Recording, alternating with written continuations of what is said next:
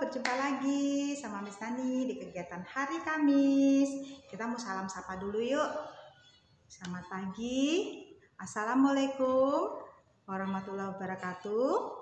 Om Swastiastu bagi yang beragama Hindu dan salam sejahtera bagi kita semua yang beragama Kristen. Nah, kita mau belajar mengenal nih agama-agama saudara kita yang lain dan salam-salam dari teman-teman kita juga yang lain ya. Biar kita tahu nanti kalau seandainya kita bertamu ke rumah saudara kita mengenal salam-salamnya ya. Oke, sebagai kegiatan kita yang pertama, kita mau berdoa lagi untuk setiap memulai kegiatan. Ya, kita mau bernyanyi, tapi kali ini Miss Nani mau bernyanyi. Karena udah sangat cerah sekali, kita mau bernyanyi. Matahari bersinar terang, burung berkicaulah senang. Mau? Ada yang tahu nggak? Atau dari terbit matahari ya? Dari terbit matahari mau? Sudah ada yang tahu kan? Dari terbit matahari sampai pada masuknya, biarlah nama Tuhan dipuji. Dari terbit matahari sampai pada masuknya, biarlah nama Tuhan dipuji. Puji Tuhan, puji Tuhan. Dari terbit matahari sampai pada masuknya, biarlah nama Tuhan dipuji. Ya, kita mau mengucap syukur Tuhan itu betul-betul baik, memberikan cuaca yang baik hari ini sehingga anak-anak boleh tetap bersemangat belajar. Yuk kita berdoa dulu yuk, kita lipat tangan.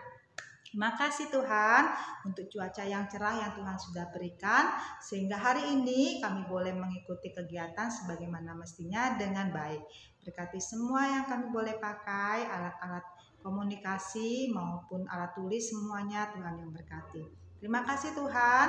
Amin. 1, 2, 3. Yes, saya hebat. Nah, karena kita hari Kamis, kita memakai pakaian adat. Belajarnya sambil menggunakan pakaian adat Bali. Ya, yuk kita mengikuti sekarang kegiatan pembukaan kita. Bermain tepuk sambil menyebutkan nama orang dari pola abjad. Seperti gini.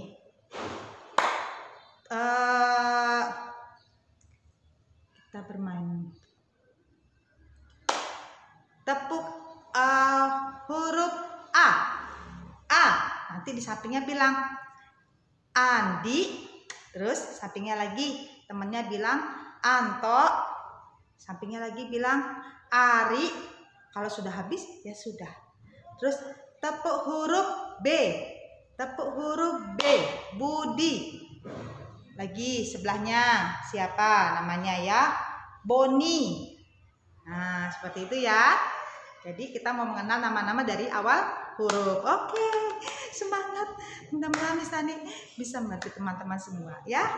Ya, sekarang kita mau membuat kreativitas dari kegiatan inti kita yang pertama. Nah, ini ada gambar. Ini ya. Kebalik tadi Miss Nani. Ini ada gambar bunga cantik sekali.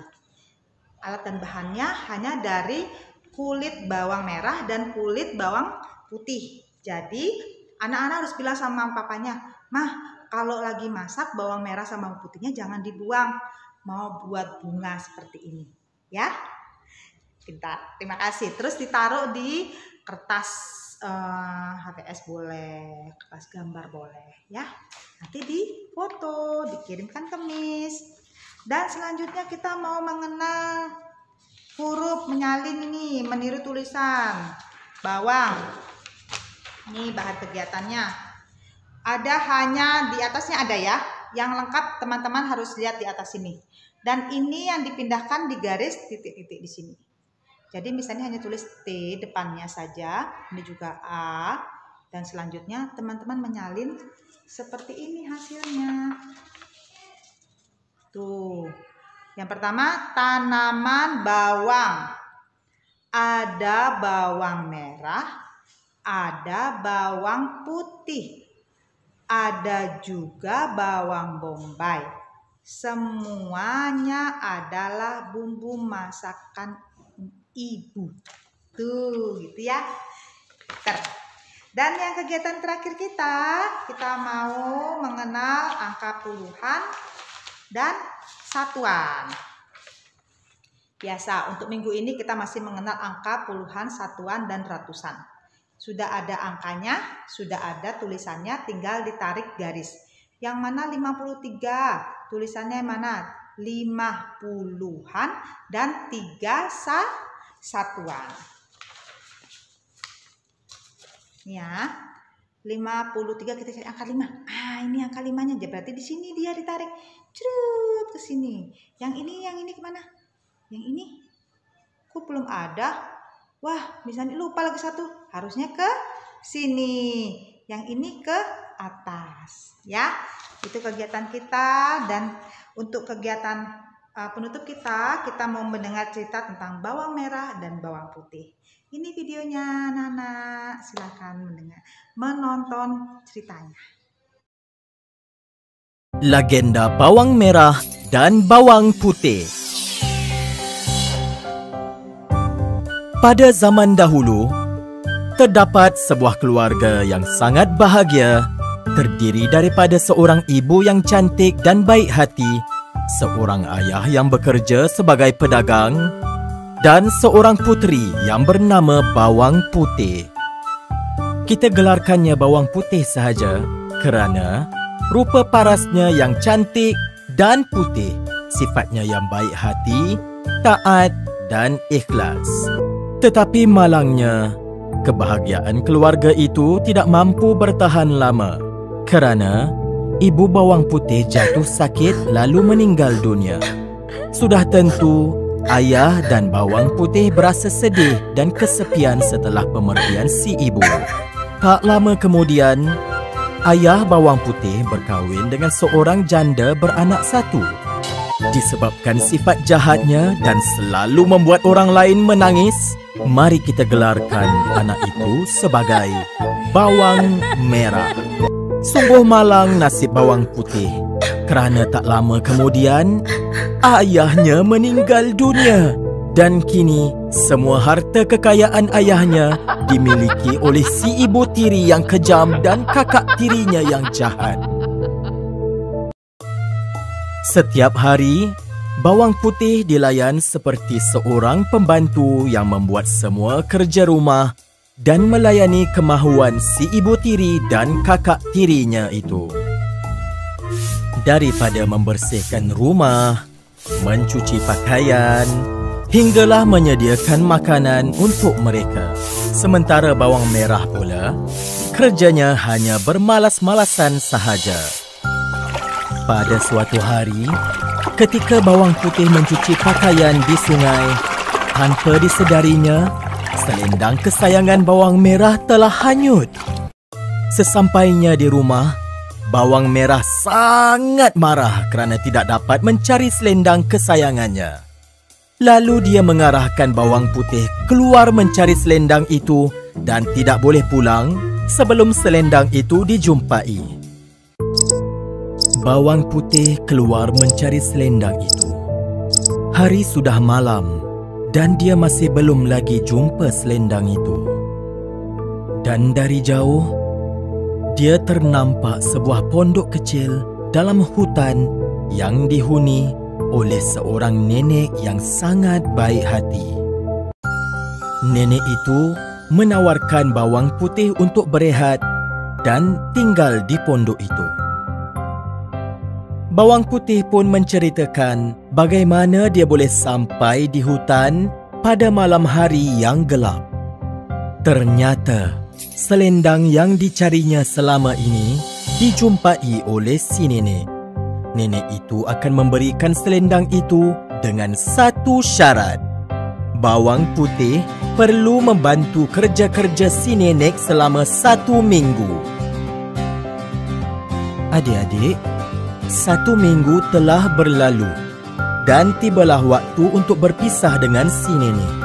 Oleh sebab bawang putih sangat rajin membantu kerja nenek, maka nenek itu pun memulangkan selendang yang dicarinya dan juga memberikannya hadiah.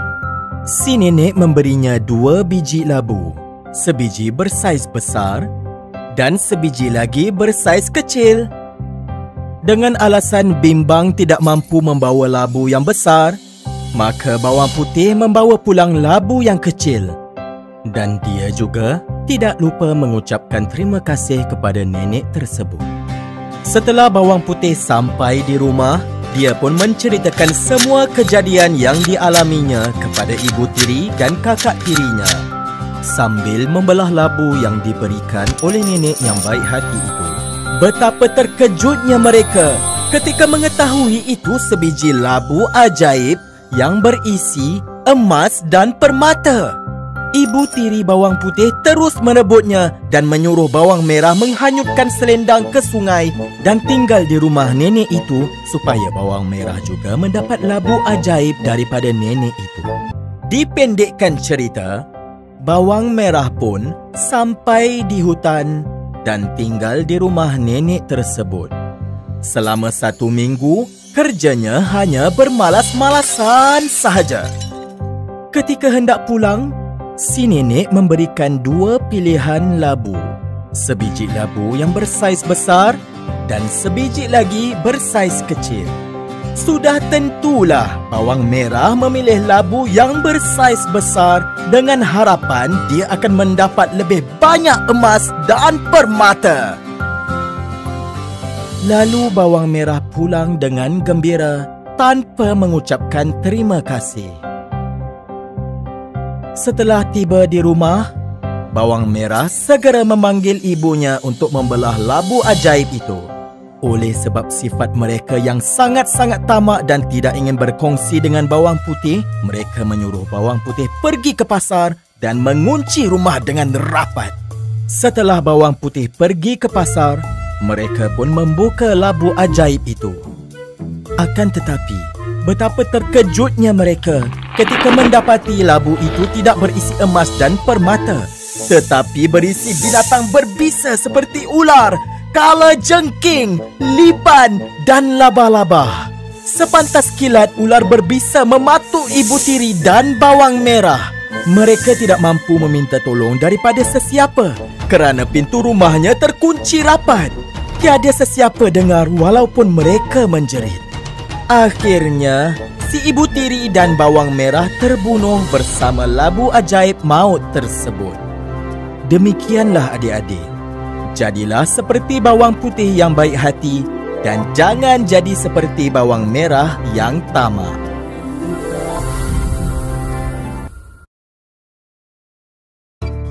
Di dalam sebuah rumah yang selesa, diperbuat daripada rumput dan alas yang empuk, tinggal sebuah keluarga itik. Rumah tersebut terletak di pinggir sebuah hutan tasik yang besar dan terlindung daripada penglihatan oleh dahan-dahan pokok fir, birch dan aspen yang berceracak.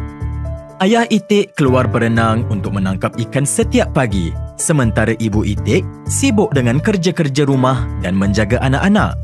Mereka tidak kurang dan tidak lebih, sebanyak 5 anak itik yang suka bermain dan suka meneroka.